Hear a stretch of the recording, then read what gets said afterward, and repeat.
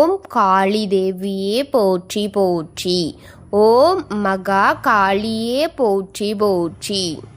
ஓம் ஸ்ரீ காளி தேவியே போற்றி போற்றி. என் அன்பு குழந்தையே, இந்த மங்களகரமான தினத்தில் உனது பிரச்சனைகளை எல்லாம் போக்கி நீ கேட்ட வரங்களை எல்லாம் உன்னிடத்தில் அள்ளி கொடுத்திட வேண்டும் என்ற எண்ணத்தில் உன்னை தேடி வந்து கொண்டிருக்கும் இந்த தாயை அலட்சியம் செய்து விடாதே என் தங்கமே.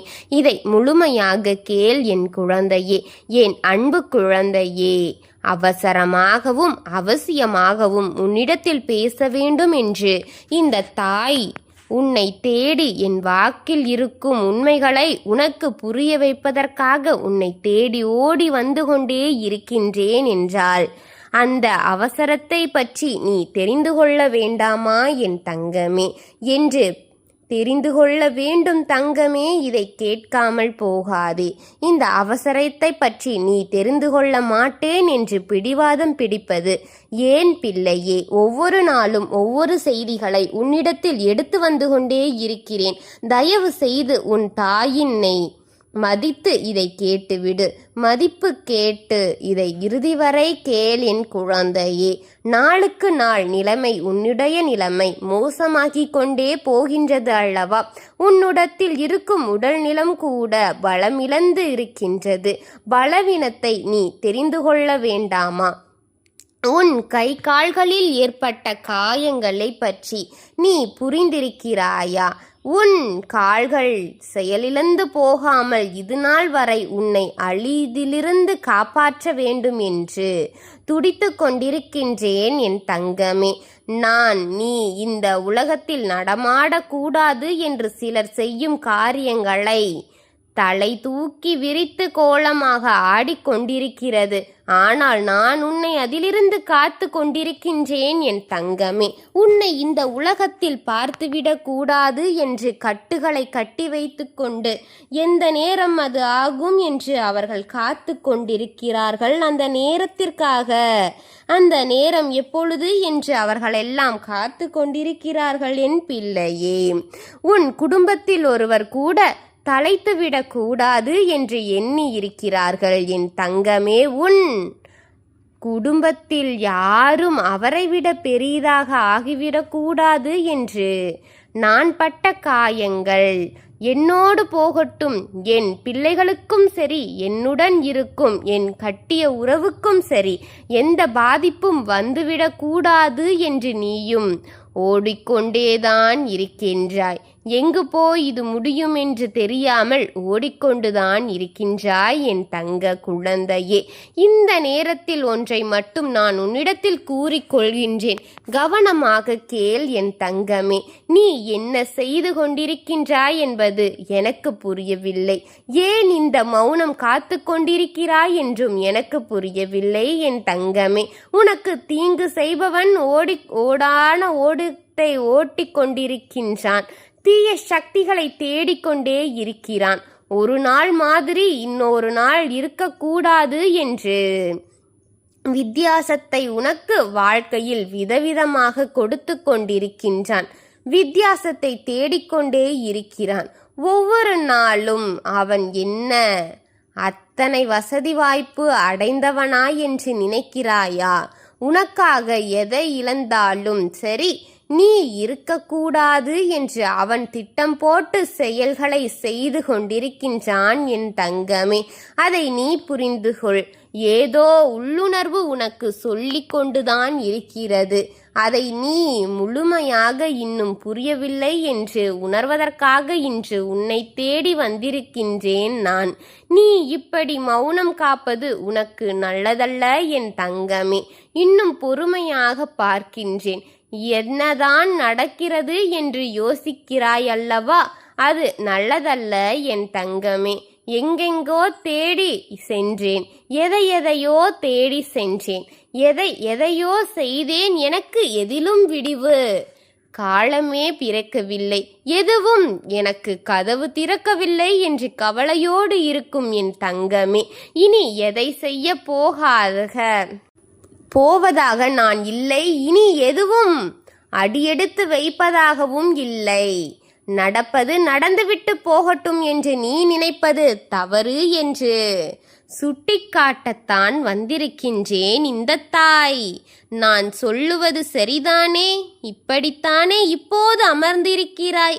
மிகவும் பிழையாய் இழைத்து கொண்டிருக்கின்றாய் என்பது புரிந்துகொள் என் தங்கமே. உன் கைகளிலேயே உன் குடும்பத்தை அழித்து கொண்டிருக்கிறாய் என்பதை புரிந்துகொள் என் தங்கமே. உன்னுடைய எதிரி நினைப்பதை நீ வெற்றிகரமாக்கிக் கொண்டிருக்கின்றாயே. இப்படி ஒன்னும் செய்யாமல் இருப்பது அவனுக்கு பலம் என்பதை புரிந்து கொள்ள முடிகிறதா உன்னால் என்பதை முதலில் புரிந்துகொள் என் தங்கமே. உன்னுடைய அமைதி எனக்கு பிடிக்கவில்லை. ஏதாவது நீ முயற்சிகள் செய்தால் தானே அதன் மூலம் தான் உனக்கு நன்மைகளை செய்து தர முடியும். அதை விட்டு நான் செய்ததெல்லாம் எதுவும் பலனளிக்கவில்லை என்று அமர்ந்து விட்டால் அது தானாக சரியாகிவிடுமா? முடியாது தங்கமே. என் தங்கமே, நீ இப்படியே அமர்ந்தால்தான் என்ன காரியத்தை செயல்படுத்த முடியும் பிள்ளையே? முயற்சி என்பது உன்னிடத்தில் இருந்து தொடங்க வேண்டும். அதன் நல்ல முடிவுகளை கொடுக்கத்தான் நான் காத்திருக்கின்றேன். அது தெரியாமல் நீ எதுவுமே நான் செய்ய மாட்டேன், நடப்பது நடந்துவிட்டு போகட்டும் என்று கூறுகின்றாயே என்று நினைத்தால் உன் இழப்பு மிக பெரியதாக ஆகிவிடுமே தங்கமே. இது சரியானதும் கிடையாது. உன் வாழ்க்கைக்கு இதனால் நல்லதும் நடைபெறாது. உனக்கு நல்லதை கொடுத்து கொண்டிருக்கும் நானும் உன்னை விட்டு சென்று விட்டால் நீ என்ன செய்வாய்? அனாதையாகி விடுவாய் என் தங்கமே. அதுவெல்லாம் ஒரு காலத்திலும் நடக்கக்கூடாது என்றுதானே அனுதினமும் உன்னை தேடி வந்து கொண்டே இருக்கிறேன். ஆனால் நீ சில சமயங்களில் இதுதானே என்று செல்கிறாயே. உன் மனதில் என்ன இருக்கிறது என்னை பற்றி? நான் எவ்வளவு வருத்தங்களோடும் எவ்வளவு பாரங்களோடும் உன்னை வந்து பார்க்கிறேன் என்று நினைத்து பார்த்தாயா? எத்தனை செய்திகளை உன்னிடத்தில் எடுத்து வந்து கொண்டிருக்கிறேன் என்று என்றாவது உணர்ந்திருக்கிறாயா என் தங்கமே? அங்கே உன் எதிரி என்ன செய்து கொண்டிருக்கிறான் தெரியுமா? அதையெல்லாம் உன்னிடத்தில் கொண்டு வந்து சொல்லும் இந்த தாயை நீ அலட்சியமாக பார்க்கிறாயே.